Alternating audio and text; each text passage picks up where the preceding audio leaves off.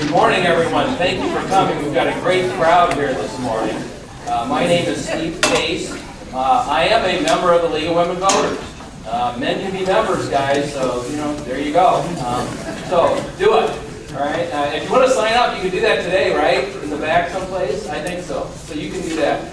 I want to welcome you all. This is the League of Women Voters of Lynn County sponsored event.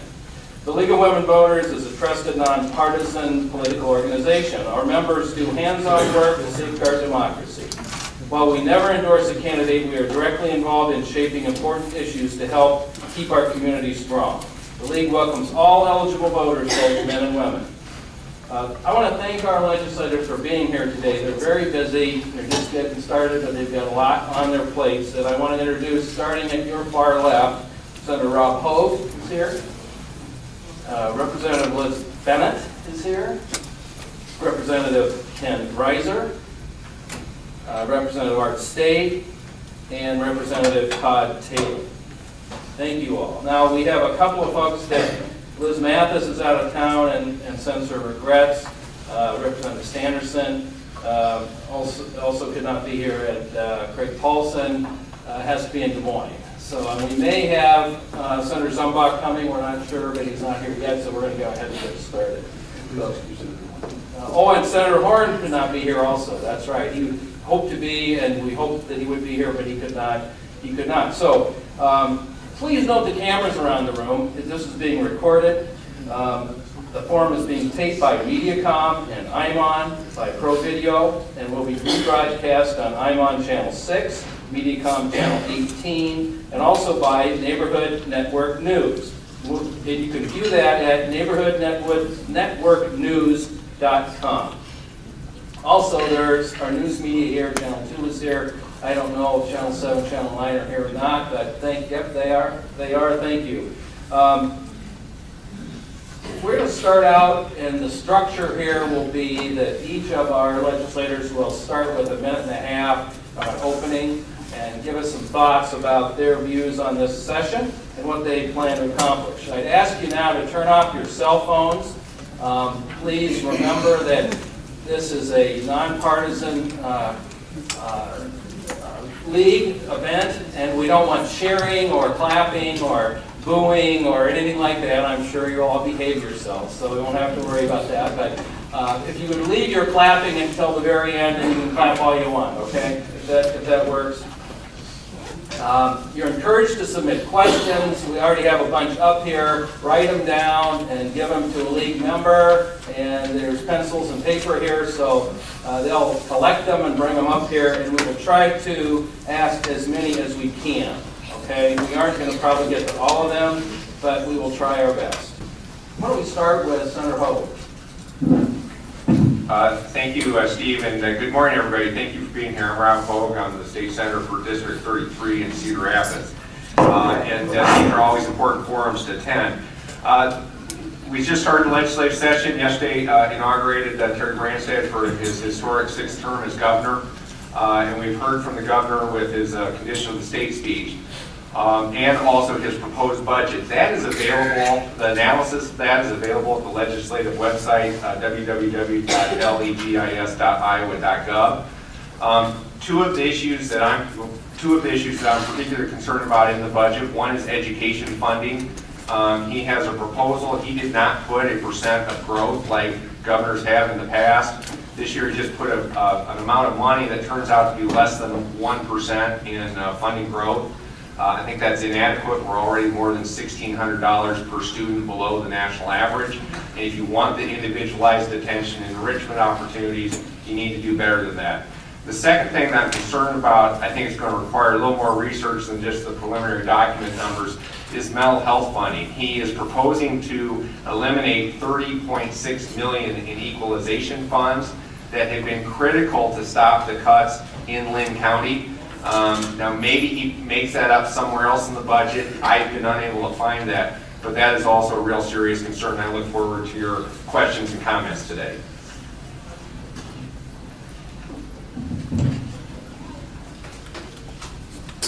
Everybody, thank you for being here this morning. My name is Liz Bennett, and I'm a representative from Iowa House District 65. Since this is my first forum, I will take a moment to introduce myself briefly. Some of my key priorities for this session are building the middle class in Iowa and ensuring opportunities for all Iowans from pre-K to college and beyond. I also think it's very important to make smart investments in building our economy in Iowa. And one of the ways that I think that we should do that is by continuing to invest in solar and wind energy. I think we absolutely need to combat climate change, and I think that we can find a win-win for our economy and for our world by doing that. Now, as you can imagine, this being my first week in the legislature, I got a lot of excitement. That excitement has quickly turned to concern after reviewing the governor's budget. Like Senator Hogue, I'm very concerned about the lack of funding for schools. I think that the beginning of opportunity for our students is making sure that they're getting the attention that they need in schools. Having worked in a corporate environment as a trainer, I know how learning opportunities can suffer when students do not get the attention that they need. So I'm hoping that we can work with our colleagues to find a much more favorable situation that will give our kids the education and the opportunities that they need.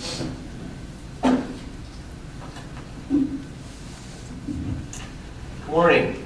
I'm Ken Reiser, and I'd like to thank Steve and the League of Women Voters for hosting this morning. Also like to thank all of you for coming out. I am in my first term in the Iowa General Assembly, and I ran because I wanted to do my part to make Iowa a place of opportunity where people can live, work, and grow, achieving their full potential and living abundant lives. And so I'm focused on protecting individual liberty, lowering taxes, limiting government, and getting our education system back to #1 in the country. I serve on the Appropriations Committee, and I'm actually the vice chair, so I'm very focused on the budget. As Senator Hogue said, the governor released his budget this week. We are excited that he released the budget the second day of the session. That has not always been the case with previous governors, and that gives us more time to work on it. The governor's budget has $7.34 billion, and that's a little bit more than what we're expecting in receipts for this year. So I'm looking forward to working with all the members up here as well as in the House and Senate to make sure that we can pass a budget that doesn't spend more than we take in a given year. Thank you. Thank you. Representative Art Stay from Northeast Cedar Rapids, House District 66.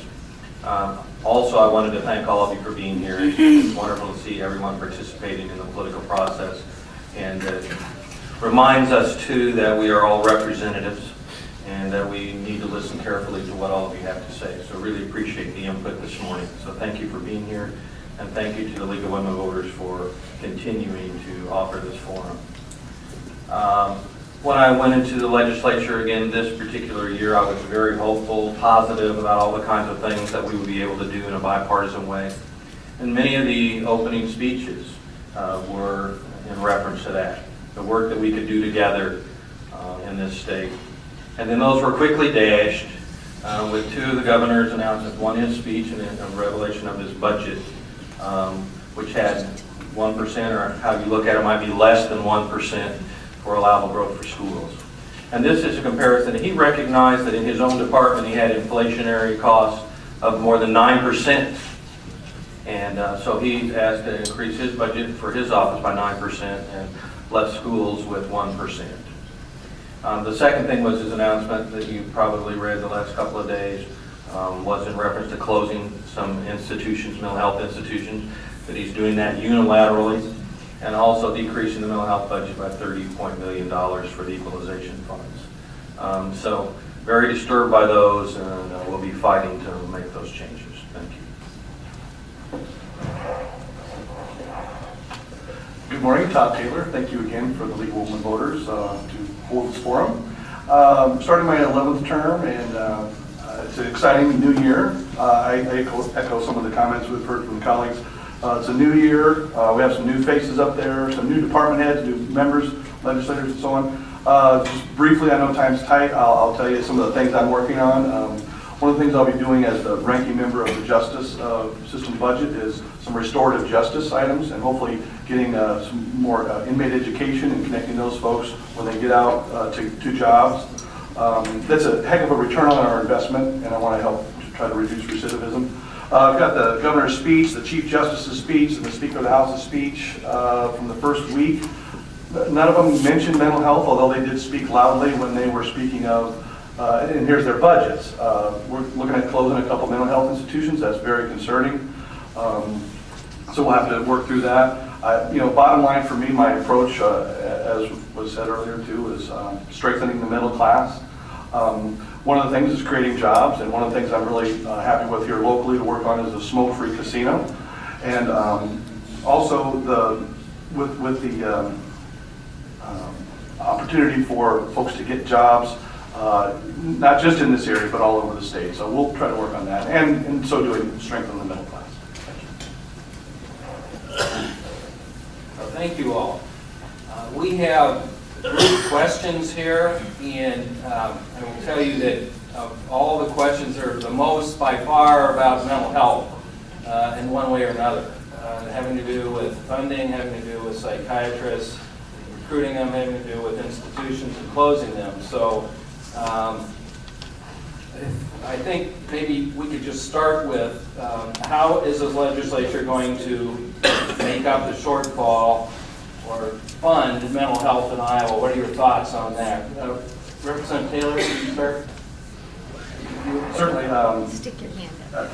The speaker started off with his speech this week, and he did talk about for our funding for mental health and Medicaid, this whole DHS budget. He's said that we're not going to just kick the can down the road, and I hope that's the case, that we don't do that. We can't just fund this year's budget by underfunding Medicaid and the many pieces of that, which mental health is largely in there. So hopefully that is an attitude of how we will budget as far as that goes. The ranking member of the Health and Human Services budget has already come to me and as ranking member of Justice and said she's concerned that if the governor unilaterally closes these mental health institutions, what is that going to do to our prisons? Our prisons de facto function now as some mental health institutions. We have serious issues and we're not addressing those. I'm just outlining the concern. I'm not necessarily at this moment outlining the solution, noting that the governor didn't speak of it. We're going to have to work through that. As Representative Reiser said, it's a $7.34 billion budget. We do have some money. It's about priorities. The governor did, close the Toledo school. That's not going to change. If he takes Clarinda and Mount Pleasant and tries to push more of those folks into some of the prisons, I think that's wrong-headed. So we do need to hear from the people about what you want our priorities to be reflected is and are.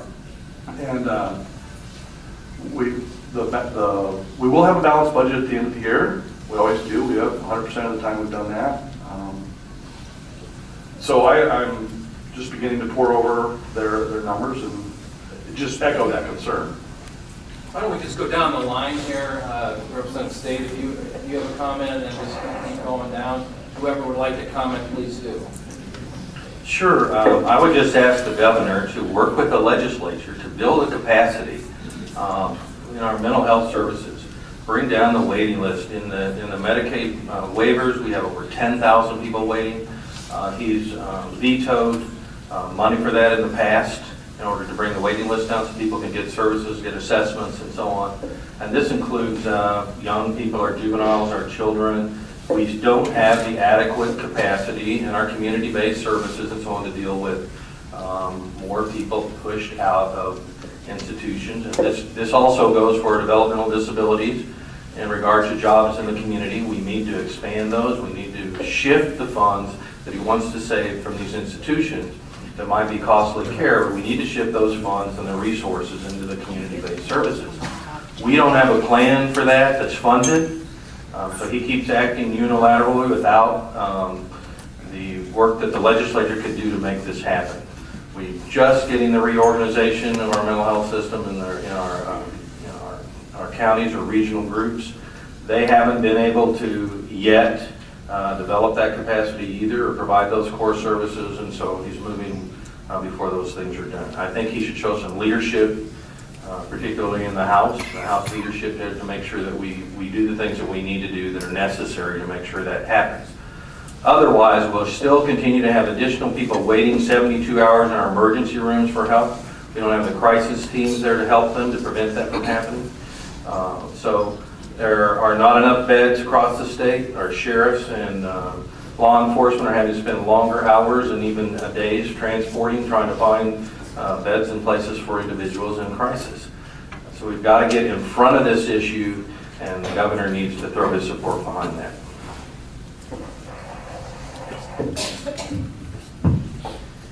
I'm passionate about mental health and disability services. I worked at Goodwill for a couple of years with a lot of people who had mental health issues or disabilities. And I'm concerned by the fact that we don't have enough beds currently in the state of Iowa. I'm supportive of the mental health disability services redesign, and we're still implementing that, so I want to make sure we implement that effectively. But when it comes to providing services to people with mental health and disabilities, I think we've got to be very careful in how we spend our money. Having dug into the budget a little bit, I've learned that in the year coming up, we have $200 million in additional available funds to spend. That sounds great until you realize that our additional Medicaid bill in the same year is $206 million. And that doesn't even include all the other things like the teacher leadership program and a number of other things that we're going to need to talk about. So the money is very tight. I'm proud to say I serve on the Human Services Committee as well as the Human Services, Health and Human Services Budget Subcommittee. And so my intent is to go through that budget line by line, and as DHS administrators and the director come in and speak to us, to ask them the tough questions about how we're ensuring that all of our clients and consumers get the services they need within our budget constraints.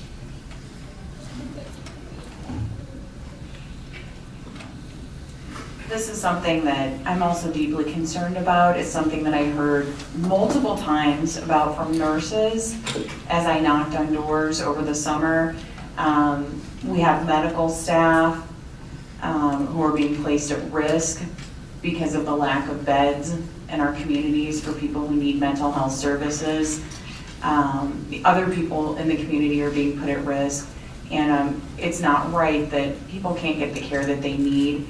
Obviously, we are having some budgeting concerns that we are going to work through in a bipartisan manner.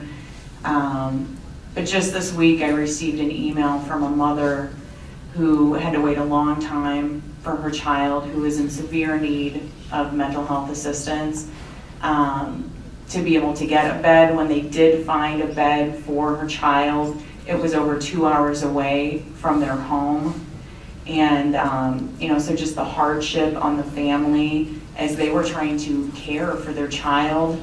And then once the child was able to be checked in, the effect on the family and the effect on the child of having the child over 2 hours away from home is just not a good situation. So, I mentioned earlier my excitement fading to concern when I read about the governor's budget not funding these facilities in Clarinda and Mount Pleasant. And further, when I read that the Republican representatives who represent these areas were not aware of these budget cuts, that was very alarming to me. So I think it does come down to priorities and what we think is valuable. I certainly think it's valuable to make sure that people can get the care that they need.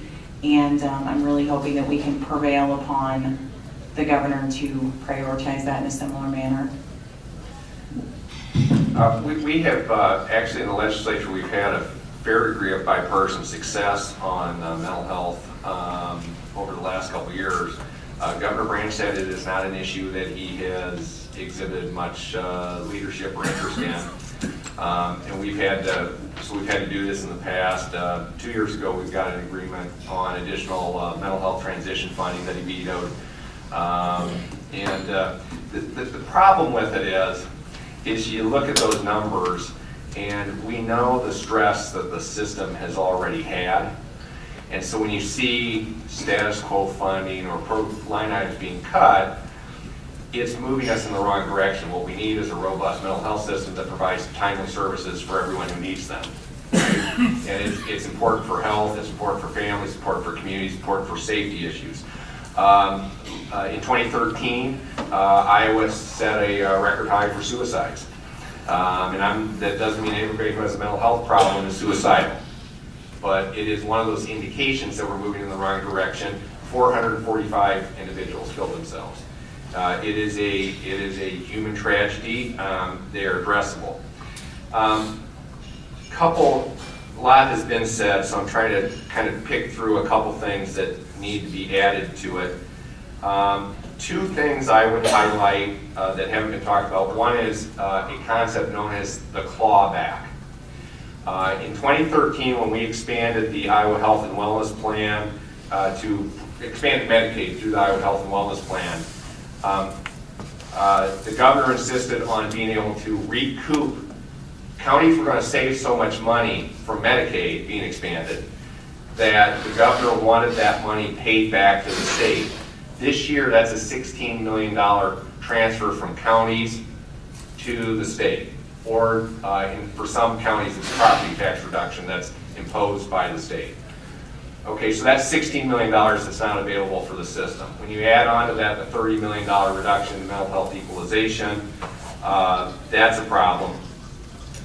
When you add on to that the closing of the 2 facilities, that's another $8 or $9 million. That's a problem. And as Representative Bennett said, he kind of sprung this even on the Republican state legislators in the area. So we've got to work through that. The final thing I want to mention is this is where now we're fighting against these cuts, so we're not doing the action that we need to be doing to make the system better. The Grantwood AEA, which services school districts across our region, has a very good proposal for school-based counselors on a statewide pilot project basis. It would cost about $2.5 million, their proposal. Well, that's where we should be moving, but unfortunately we have to fight all these rearguard actions to try to defend the existing budget. So that's a disappointment. I'd like to see us do that early, establish that we're going to maintain the mental health funding that we've had so we don't have to fight over that, and then be able to say where can we make some targeted investments to improve our system. Thank you very much. We have a number of questions that deal with the environment, and particularly with water quality. Just as a backdrop to these questions, there's been in the news this last week a lot about the Des Moines Water Works intending to sue 3 different counties having to do with water quality problems. And so we are getting questions, there are a number of them here. What does the legislature intend to do regarding water quality and Clean Water Act issues in Iowa? Who would like to start with that? I'll start. Senator Hogan? Yeah. Okay, water quality. So here's where we were last year. We forged a bipartisan agreement to increase REAP funding, increase the nutrient reduction strategy funding, cost share, which there's an enormous backlog for farmers who would like to do cost share, plus ag drainage closure wells. Governor vetoed about $22 million out of that budget.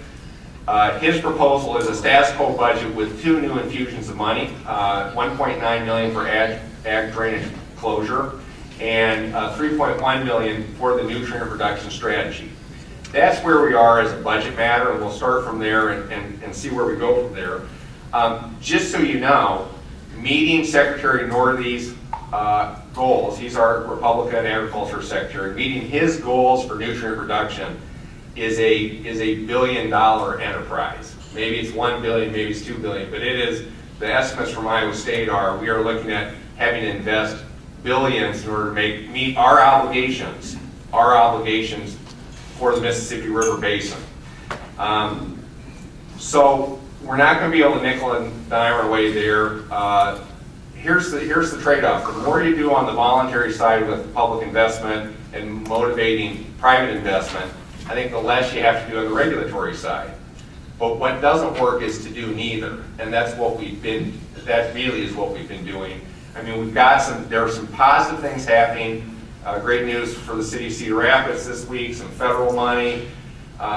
You've got farmers throughout the watershed who have been participating in some of the voluntary programs. Those are steps forward. We just are going to need to accelerate. Otherwise, we're on a 200-year plan for clean water rather than something that might be more manageable, like a 10 or 20-year plan for clean water.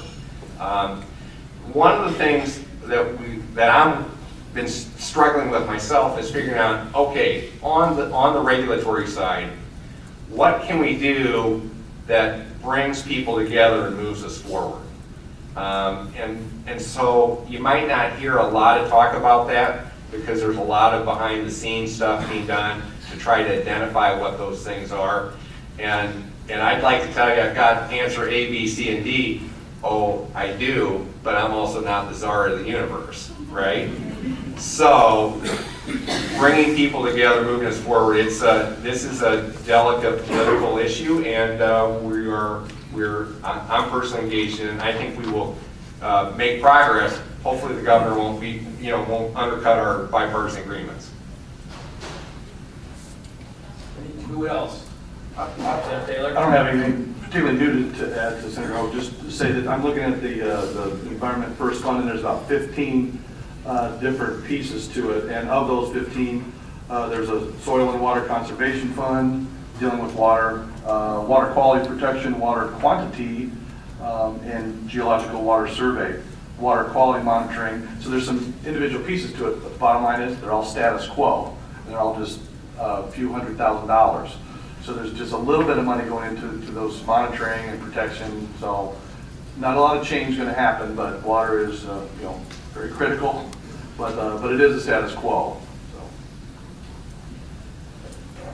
I wanted to say, you know that the nutrient strategy is on a voluntary basis now in the state. That's the policy that we reached in a bipartisan way. But the state was to contribute funding for that to help individuals and individual farmers in partnership to do that. Those funds were quickly used up, so we don't have enough funds to meet all of the demands for the farmers that want to participate in that. So that's an extreme issue right now. In addition to that, we had some federal funds now with the new Farm Bill. You saw where Cedar Rapids and the state of Iowa got some additional funding in order to do some projects throughout the state. But we still have over 600 waterways and lakes and so on that are endangered because of the water quality. And we need to address those. So we will have to address them this year and years to come. There have been two approaches now. One is the cleaning the watershed with these partnerships, the Cedar Rapids area, and we know that the Waterworks for the city of Des Moines has taken the courts that particular issue. So I think we're going to see both of those come into play, and we need to continue to support efforts throughout the state in order to do that, because there is a cost. And I understand why the city of Des Moines or the Waterworks in Des Moines would take that approach, because if it's costing them $3,000 to $7,000 a day in additional cost, that's the cost of not taking action. Others? I would also like to share something. In addition to echoing what my other colleagues have said, certainly some challenges. And, we heard the governor's speech earlier this week, and we talked about quality of life. Well, certainly having clean water to drink, I think, is a pretty basic part of having a great quality of life. And so I just think it's imperative that we find ways to come together and to make this happen. Now, I do serve on the Environmental Protection Committee. I also serve on Natural Resources. I know that colleagues of mine have discussed this in depth in our committee, and myself as well. And if there's one perception that this is some kind of urban versus rural issue, and that's something that I'm hoping that we can work to educate the public on.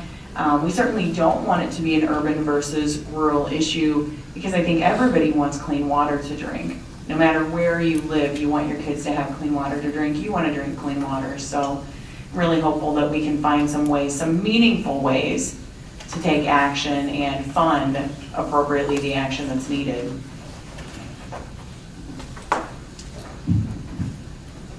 The governor has proposed increasing funding for water quality through the Rebuild Iowa Infrastructure Fund.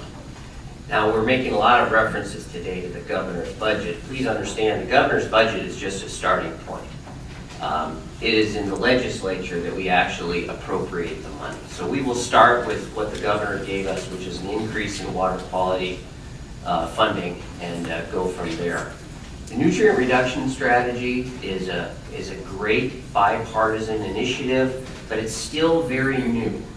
And I'm a little bit concerned that I haven't seen any metrics yet to show how effective it actually is becoming. So I'm very interested in finding out how well that is working, and I think before we invest a lot more money, we need to find out how what we've already implemented is working and then go from there. Thank you very much. I wanted to comment too. I'm going to take the liberty to do this. One of the priorities for the League of Women Voters nationally has been water quality. A number of you I know, because I saw you there, were at a forum on this, and a panel was at the Indian Creek Nature Center a couple of months ago. A very in-depth discussion at that time about how farm groups and cities and homeowners and others could work together to make water quality better in Iowa. It's a complicated issue, but I want you to know the League is also involved in that, and will continue to be. So it's something that we're all trying to work on. I want to move on now to education, because we've got about 8 questions here on education. As you would imagine, most of it has to do with funding in one way or another. Comments like Iowa seems to be behind a bit in funding. What do you plan to do? It's kind of the thrust of it.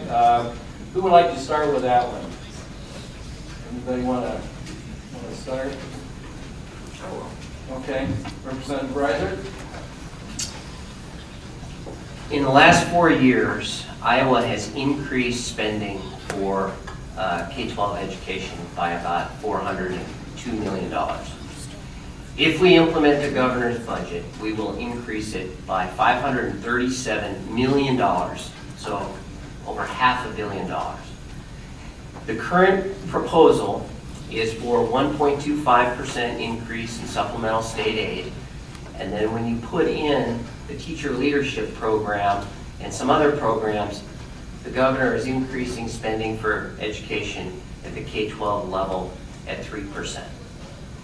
Now, as I said, the governor's budget is a starting point, so we're going to need to look at that. But I know my colleagues at the table here will say we need a 6% increase in supplemental state aid. And I am here to tell you we don't have the money to spend that much. That would be $221 million in additional spending.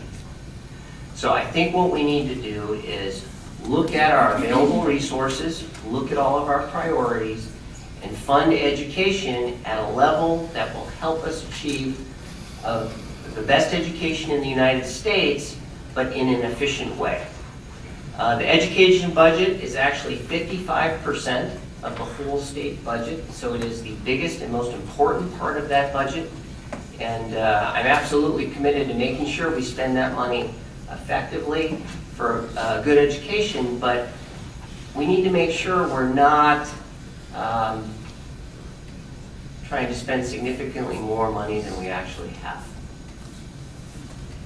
Who'd like to go next? Senator Hoeks? A couple things. First of all, I mean, you've heard from other people, budgets are a matter of priorities. We have in this year's budget $262 million for commercial property tax cuts that weren't in our budget 2 years ago. So governor, legislature said, let's put $4 billion of property tax cuts over 10 years. This year we're up to $262 million in our budget. So that's a decision people make. I happened not to vote for that. I thought that was a mistake. I thought that was going to lead us to shortchanging education, mental health, public safety, disaster preparedness. Okay, anyway, That was the decision that was made. I'd say it's unlikely that the legislature and Governor Branstad are going to revisit that. So now we have to deal with the situation that we're in. The good news is we've got over $1.1 billion in our bank accounts, $690 million in our rainy day funds, don't want to touch that, plus a surplus of $411 million projected at the end of this fiscal year. Revenues are growing, the economy is rebounding, not as quickly in Iowa as it is in the rest of the country. Since January 2011, the country's added 8 million jobs. In Iowa, we've added 70,000. If we're adding jobs at the national rate, we'd have another 20,000 jobs. Okay, so we need to be aware of that. But revenue is rebounding. We just simply cannot, we're already more than $1,600 below the national average in per student funding. We simply can't afford to fall further behind. We've got to find a way to get it there. You know, the reality is we are in part in our educational system, we are living on a great heritage. And our students continue to do better, but other states are investing more and they are leapfrogging us. And that's just the reality. We've got to deal with it. And we need additional resources for education. Now, here's procedurally how it's going to work. Last year, Senate Democrats said we needed 6%. We are not going to pass a bill that bids against ourselves. I recognize, well, what do you think the chances are that House Republicans and Governor Branstad are going to pass 6%? Okay? If the House Republicans passes a 6% bill, we will approve that in the Senate. We will send that downstairs to the governor. But it is the House Republicans' turn. They did not follow the law last year and pass a bill on funding growth. The voters didn't punish them for that, right? There was an election. But now it's their turn to say what's responsible. The governor did not put a number on his allowable growth. He just said this much money. It actually works out to $61 per student, which is less than 1%. That's his proposal. So we'll see what they come up with. The House Education Committee has said they're committed to complying with the law, so we'll see their allowable growth or student supplemental state aid, whatever we call it now. We'll see their proposal sometime in the next 2 weeks, I would assume. And then at that point, I think the Senate will respond. Representative Taylor. Thank you.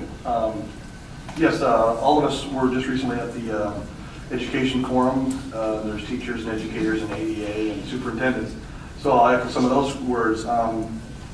Cedar Rapids Community School District, if the new name for it is not allowable growth anymore, but the new number for education, if it's 3%, that will be a $2 million hit to the Cedar Rapids schools.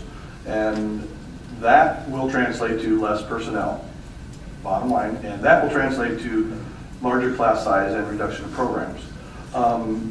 The superintendent did talk about 4% would be an equilibrium, somewhere between 3.5% and 4%. So if we get 3.5% to 4%, that would be very close to a status quo where we wouldn't have to lay off dozens and dozens of teachers. And yeah, I mean, 6% is what would be, I think, affordable and effective, but I don't know that that's going to be politically real. I would support 6%. Because I remember one year we were up here and I said, let's go down the road. Who's going to support that? I'll support that. But as Senator Hope says, the Senate shouldn't pass that and bid against themselves. So we'll see how that goes. I do have some belief and mostly faith that we will do something on education in the first 30 days. We haven't done that for a few years, and we've done it for like 40 years before that. So I'm hoping that that is going to change a little bit, because I think that is something that I'm hearing is that they want to do, and we'll see where that goes. We want a world-class education system. We've got the money in the bank. It is about priorities, and 4% is going to give us equilibrium in Cedar Rapids. Obviously, state legislators from clear across the state have to decide how that impacts them and their districts. But that's the bottom line for me. 3%, which is a common number, is going to be reduction in teachers, increase in class size, and reduction in programs, and I will not support that. Senator Hogue is waving at me. Yeah, so Steve, I gotta go again, because I gotta share a historical anecdote. My just about my very first vote in the Iowa Senate in 2007 was on school funding, and Senate Democrats were coming out at 4%, and Mary Lundby, Republican from Lynn County, put the amendment on the floor for 6%. And I told my majority leader, Senator Grunstall, I'm going to have to vote for that. So he calls us back in the caucus. He goes around and he says, anybody else in here going to have to vote with the Republicans for higher allowable growth? And no, it was just me. And so I went out there and I voted with the Republicans for higher allowable growth. The point of this story is, look how the world has changed in 8 years, number one. But number two, it matters what you do as citizens, because people respond to what citizens are telling them. They do. And for whatever reason, the Republican Party has gone from favoring more allowable growth to less. But if you speak up over time, maybe you can convince them to go from less back to more. So keep speaking up. Yes. Senator, or Representative Reiser, yes. My wife is sitting in the back row, and honey, I would really love to increase our vacation funding by 10% next year. But I'm sorry, I don't make enough money. We just don't have it. And so I think we've got to live within our budget. When it comes to education spending, if we approve the governor's budget, and I'm not endorsing it, we're going to go through it line by line, as I said, we will spend $10,900 for every kid in the state of Iowa.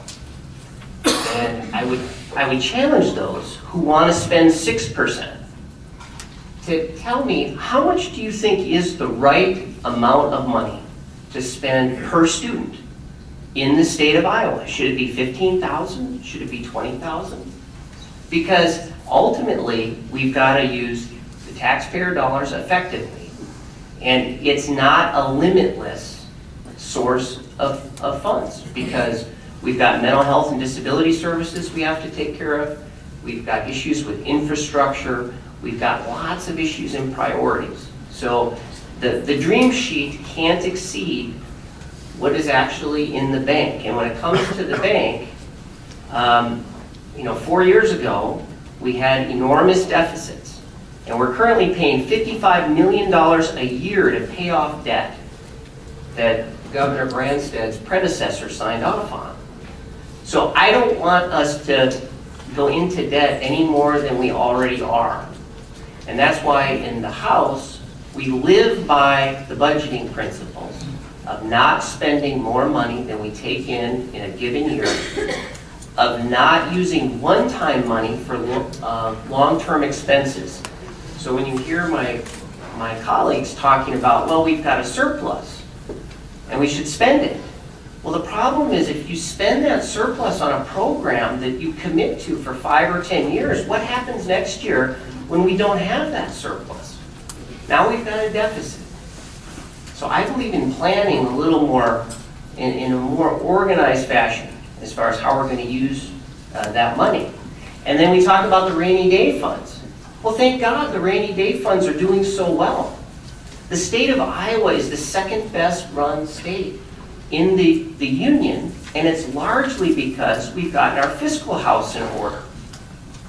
So I think all the priorities we're talking about here are very important, but we have to be realistic about how much money we have available to spend on those. And speaking of money availability, we have a number of questions about raising the gas tax. Should we do it? How much? And where should the money go? Related questions are, how are we going to fix the roads and the bridges and infrastructure issues that we have? So who would like to start with that one? I'll start with that, Steve. Okay. Just to throw this little zinger out. Listening to Representative Reiser, I think I'm going to wait until I see half the Republican caucus in both chambers put up votes before I vote for that. I mean, I've been inclined to support the gas tax. I've been advocating for Democrats to supply more votes. But if we're going to cry big crocodile tears, and after passing tax cut after tax cut after tax cut, say that we don't have enough money to fund the basics and allow our students to slip $1,600 below the national average, I think I'll watch Republicans vote for a gas tax before I do it. Please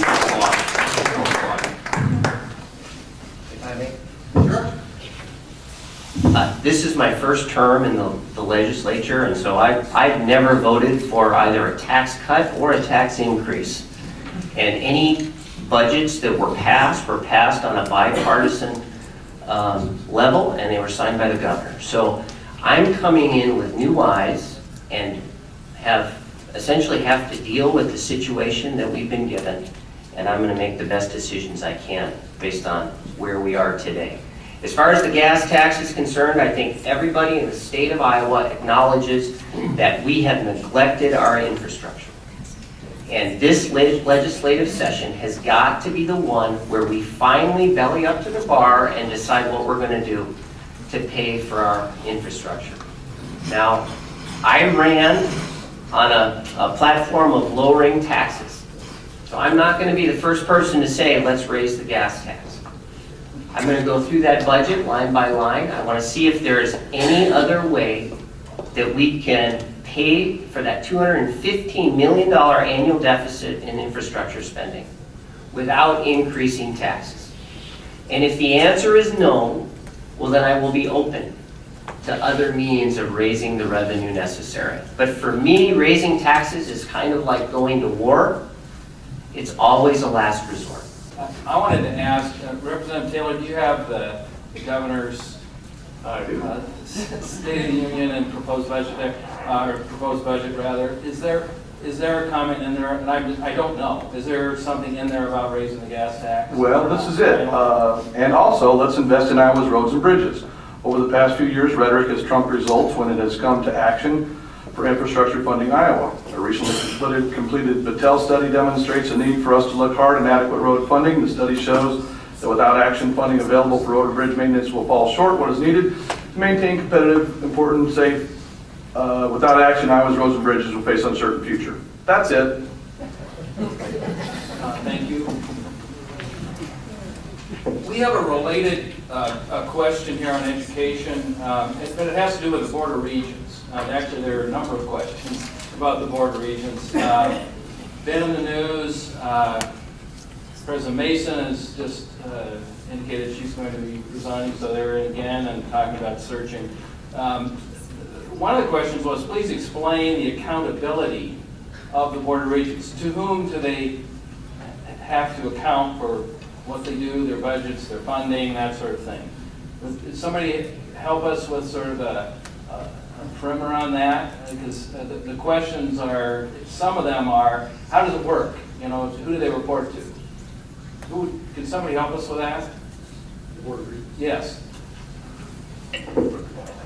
Well, I would say, yeah, the Board of Regents obviously are appointed by the governor, and the system is designed so that you have to be elected governor twice before a majority of the board are your appointees. They're staggered, I think, 6-year terms. The recent, we got I would say, an insulting letter, all legislators got an insulting letter from the board where they said, hey, let's look at this new model for funding, because about 3 paragraphs down, because our old model was just looking at the old budget numbers and increasing that dollar figure. That was really oversimplified, and it was just an insult to the people that spent a lot of time putting those budgets together. That was just a sad way of doing it. I think that each of our big 3 institutions have, big 3 Regents institutions, because there's 5 Regents institutions of the 3, they each serve a different purpose and attract and educate a different segment of students. And I don't have to go through what you already know. And I'm very frustrated with the funding model that they have put forward, which I think is really going to put a hurt on University of Iowa. And I think at some point in the near future, with that particular model, it will eliminate Northern Iowa. See the Panthers over there. And I think it's wrong-headed. I think that the board is skewed towards these types of decisions that are going to eliminate what we know as 3 great institutions. And that's frustrating. I don't think it has to be that way. But just one little piece that I would like to work on that is, let's change the makeup, the partisan makeup of the boards and commissions, the Board of Regents in particular.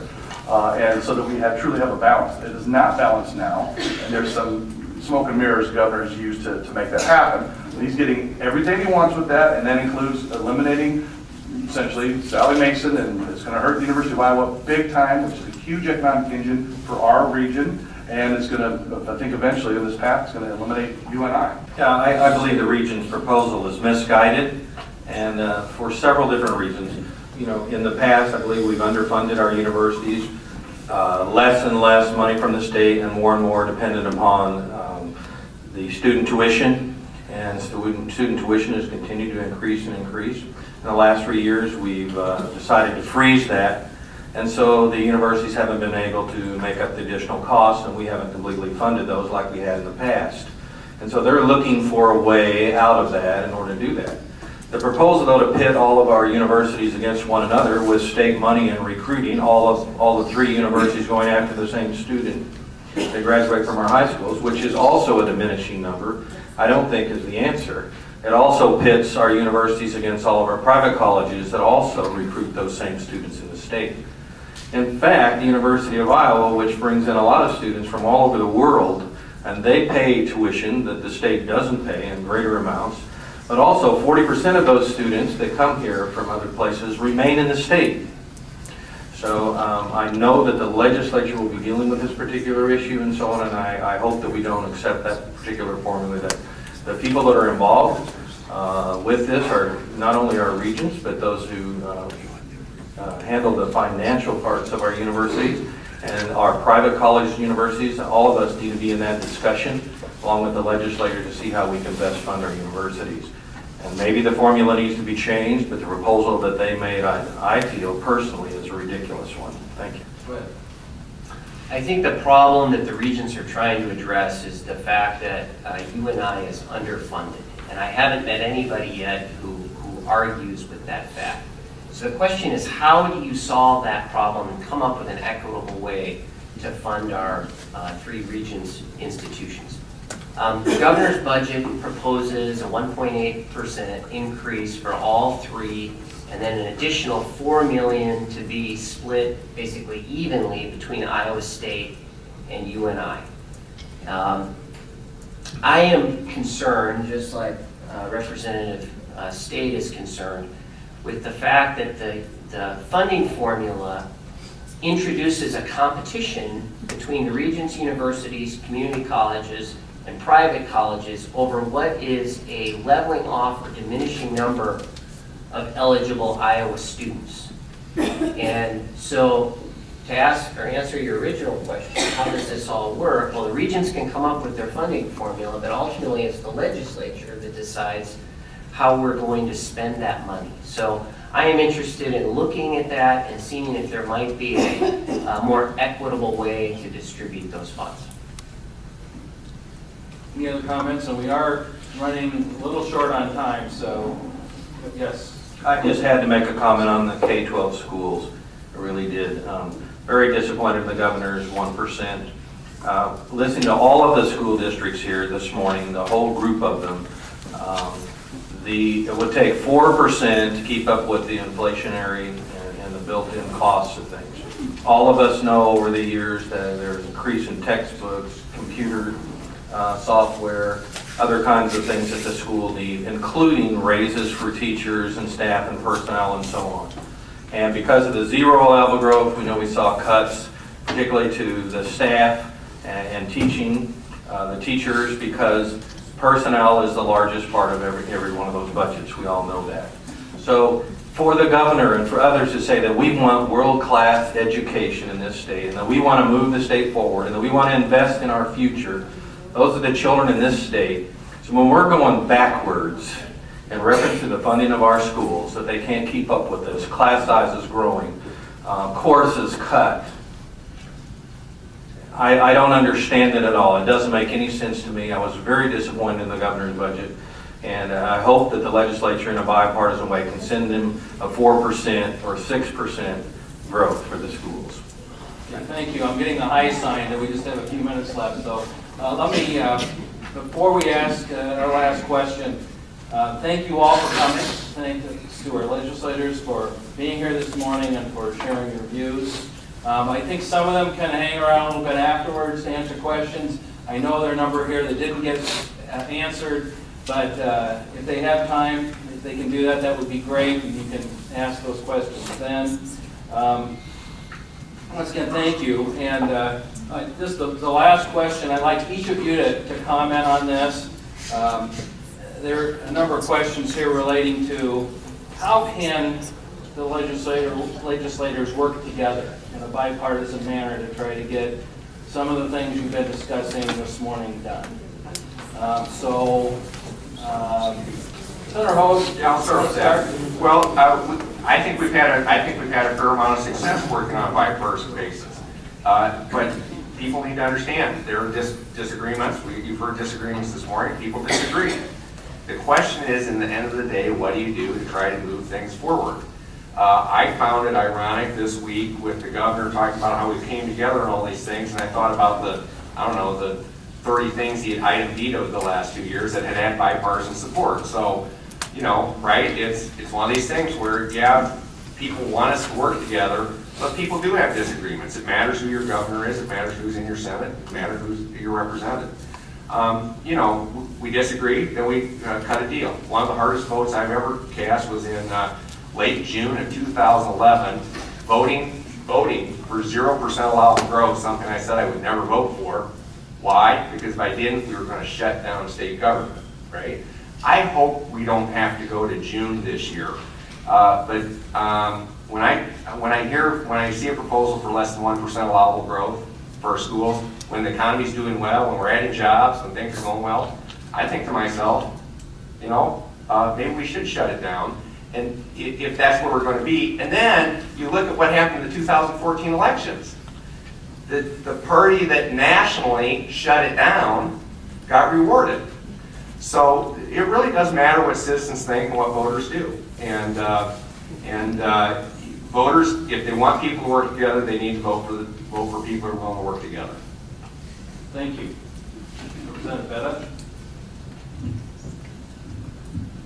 Well, of course, I'm a new legislator, and so I have ideas about how we're going to work together, and I hope that these ideas come true. Currently, how I'm approaching it, I'm trying to build relationships with all of my colleagues around me, trying to get to know them, what's important to them, hopefully that we can identify things that are important to both of us. I'm hoping that we can identify legislation that will accomplish those goals together, even though we are going to disagree. And sometimes we're going to disagree very strongly. But I'm definitely working on identifying those things where we can find that common ground and move things forward. Thank you. Representative Reiser?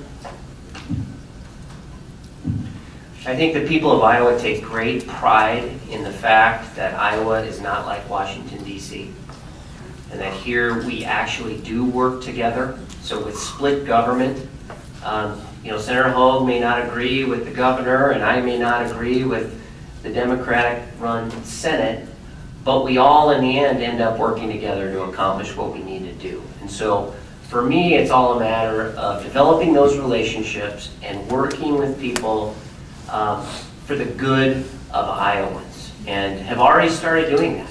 I'm working on the casino bill with Todd Taylor here, and some of you might be surprised that he and I would work together on something, but it should be no surprise. Where people's interests come together, we should work together for the good of Iowa, and that's what I intend to do. Representative State? Yes, I just wanted to say that we do work in a bipartisan way. Just because of the split between the House and the Senate, everything has to have bipartisan approval in order for it to go to the governor. And also, we have a constitutional requirement to balance the budget. We always balance the budget. So the Democrats' budget just has different priorities. It doesn't bust the budget. That's no different than the Republican budget. So to say that that the House is in order now, that the budget is now within what we're able to spend, it's always been that way since that constitutional requirement. We can't pass budgets that are beyond that. And it hasn't happened, won't happen, and so I just want everybody to know it's just the priorities and where the money gets spent. And I think that we can do a better job in the mental health and in our education. Thank you, and sorry, Representative Taylor, we have about 30 seconds. Oh, just, the old phrase, agree to disagree, but don't be disagreeable. I think that's how that works.